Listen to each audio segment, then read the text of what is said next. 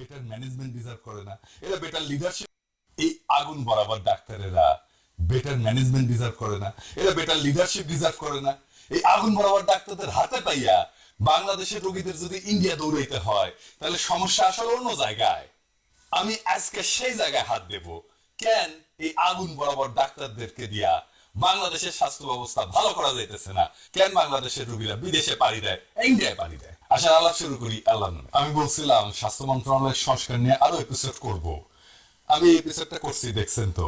আজকে আরো কিছু বিষয় নিয়ে টাচ করবো। তো আঙ্কেলের স্বাস্থ্য প্রতিমন্ত্রী মানে সাইদুর রহমান খসরু ভাই পরশুদিন ফোন দিয়েছিলেন, কইলেন যে আপনার আগের এপিসোডের প্রত্যেকটা ইস্যু নিয়ে কাজ করতেছি আমরা, খুব দ্রুত ক্যান্সারের ওষুধের ভ্যাট শূন্য করে দেওয়া হবে আলহামদুলিল্লাহ।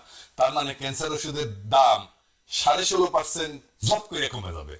বাকিগুলো দেখা যাক হয় কিনা, চাপ অব্যাহত রাখতে হবে। আমাদের রোগীরা ইন্ডিয়া চলে যায় কেন? আমাদের ডাক্তাররা ভালো চিকিৎসা করে না, ভালো ব্যবহার করে না, এই দুইটা কারণে। কিন্তু ডাক্তার যখন বাইর হয় মেডিকেল কলেজ থেকে, তারা তো আগুন বরাবর হয়, সে ডাক্তারগুলো নষ্ট হয়ে যায় কিভাবে? আসেন আমরা বাংলাদেশের নিউ জেনারেশনের ডাক্তার যেগুলো কেবলমাত্র বাইরে হয়েছে মেডিকেল কলেজ থেকে, তাদের দেখি দেখি তারা কেমন আগুন বরাবর। এটা দেখার জন্য আমি একজন ঢাকা মেডিকেল কলেজের জুনিয়র ডাক্তারের ভিডিও দেখাচ্ছি। সে এই নিউ জেনারেশন ডাক্তারদের রিপ্রেজেন্ট করে, যারা জুলাই আগস্ট যোদ্ধাদের চিকিৎসার জন্য কি কি করছে সেটা বলতেছে। ওনার বক্তব্যই শুনতে পারবেন, শুনেন। Hello, Assalamu alaikum. I'm Dr. Shane and I'm speaking on behalf of the Casualties Department of our Dhaka Medical College Hospital.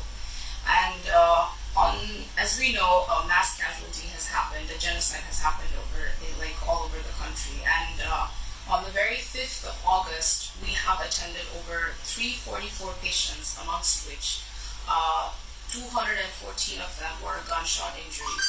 And they were hit in the abdomen, in the chest, and in obviously the legs and arms, and also the head.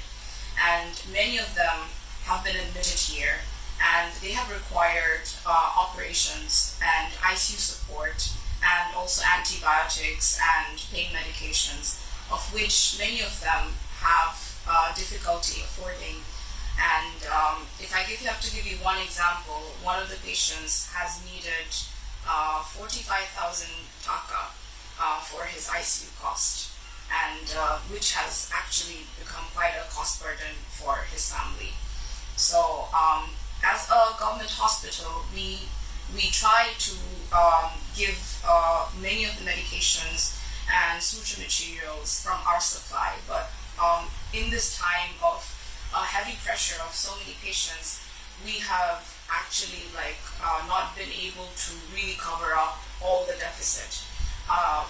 We've tried giving them from our own supply, which is free of cost to them, but some of the sutures, some of the antibiotics, they are the ones that we need to give to them, and they have to pay from their own pockets. And they were there on the streets, they were there fighting for our rights, and I believe that it should not be upon them to pay for these costs. Some of the sutures are actually quite expensive. They can range from 1,000 to 2,000, and in a gunshot in the abdomen where there's rupture and perforation of so many organs like the stomach or the small gut, large gut, and we need some very delicate, some very good material sutures, which obviously the cost sometimes has to be taken up by the patient party. So on an average, I do appreciate the effort taken up by the ULAB students in order to raise up some funds for the underprivileged patients over here. And as for for example, and any kind of funding is most appreciated. Some of the pain medications, for example, Voltaren suppository for pain, it costs around 60 taka, and some of these patients can't even afford that. So you donating even as a minimum of 60 taka can actually help make a difference. You can alleviate the pain of a patient for that day. So even the most minimum of funding of donation is most appreciated. So I thank you all on behalf for thinking about this and donating to this cause. Thank you to the ULAB community as well for thinking of this approach. Thank you. এই আগুন বরাবর ডাক্তারেরা better management deserve করে না, এরা better leadership deserve করে না। এই আগুন বরাবর ডাক্তারদের হাতে পাইয়া বাংলাদেশের রোগীদের যদি ইন্ডিয়া দৌড়াইতে হয়, তাহলে সমস্যা আসলে অন্য জায়গায়। আমি আজকে সেই জায়গায় হাত দেব, কেন এই আগুন বরাবর ডাক্তারদেরকে দিয়া বাংলাদেশের স্বাস্থ্য ব্যবস্থা ভালো করা যাইতেছে না, কেন বাংলাদেশের রোগীরা বিদেশে পাড়ি দেয়, ইন্ডিয়ায় পাড়ি দেয়। আশার আলাপ শুরু করি আল্লাহর নামে। আমাদের স্বাস্থ্য ব্যবস্থার একটা বড় সংকট হইতেছে রোগীরা ডাক্তারদের উপরে আস্থা পায় না। ডাক্তার সাহেবরা কিছু মনে করিবেন না, এই আস্থার সংকটের কারণ আছে, এটা সর্বাংশে মিথ্যা না। খুব আস্থায় নেওয়া যায় এমন ডাক্তারের সংখ্যা খুব নগণ্য, এবং যাদেরকে আস্থায় নেওয়া যায় তাদের একটা বিশেষ যোগ্যতা আছে। আমি সে বিষয়ে আলাপ করবো একটা নিজের ব্যক্তিগত অভিজ্ঞতা থেকে। আপনারা জানেন যে বাংলাদেশের ডাক্তারদের, ভেরি সিনিয়র ডাক্তারদের সাথে আমার বন্ধুত্ব আছে, এমনকি এই যে খসু ভাই, ও আমার সিনিয়র ফ্রেন্ড। তো আমি আমার নিজের স্বাস্থ্য সমস্যার জন্য খুব অল্প কিছু মানুষের উপর ভরসা করতাম।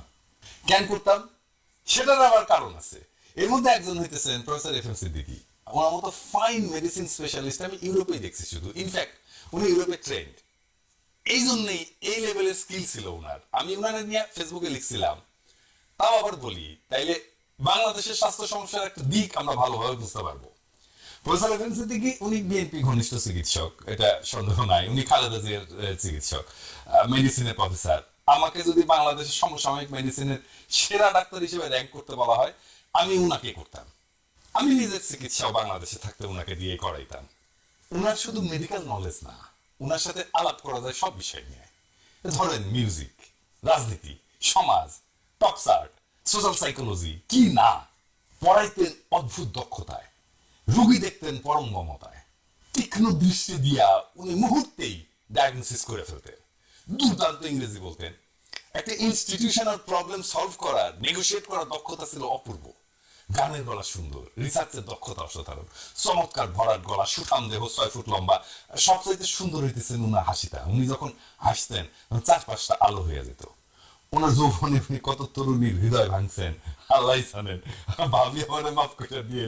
যাই হোক, একবার উনি ঢাকা মেডিকেল কলেজের শিক্ষক সংখ্যা বাড়াইবেন, তখন খালেদা জিয়ার সরকার ক্ষমতায়। তো এইটার জন্য উনি একটা ফিল্ম বানাইলেন, বেশি বড় না, এই 5-10 মিনিটের হবে। ন্যারেট করলেন উনি নিজের গলায়। আমি কিছু অ্যানিমেশন আর এডিটিং এর কাজ করে দিছিলাম। প্রথমে এইটা উনি দেখাইলেন হেলথ মিনিস্টার মোশাররফ সাহেবকে। হেলথ মিনিস্টারকে আর কিছু ব্যাখ্যা করতে হইল না, উনি ওই দিনই ক্লিপটা নিয়ে খালেদা জিয়ারে দেখাইলেন। খালেদা জিয়ারও হেলথ মিনিস্টারকে কোনো ব্যাখ্যা করতে হয়নি। পাশ হয়ে গেল অতিরিক্ত পদ। আজকে ঢাকা মেডিকেল কলেজে যে পদগুলো দেখেন মেডিসিনে, সে পদগুলো ওনার পাশ করে দেওয়া, ওই যে 5-10 মিনিটের ভিডিও দিয়া। তো ইংল্যান্ডে পড়াশোনা করছিলেন, এই পুরার দেশে আসছিলেন কিছু দিতে, হাসিনা এসে ওনারে দিনাজপুর মেডিকেল কলেজে ট্রান্সফার করে দিল। তারপরে আইইডিসিআর একটা নন ক্লিনিক্যাল পদে ওনারা এসে বসায় রাখলো, ওইখান থেকে রিটায়ার করলেন উনি। যেই মানুষটা হেলথের ডিজি হইতে পারতেন, ঢাকা মেডিকেল কলেজের প্রিন্সিপাল হইতে পারতেন, ঢাকা বিশ্ববিদ্যালয়ের মেডিসিনের ডিন হইতে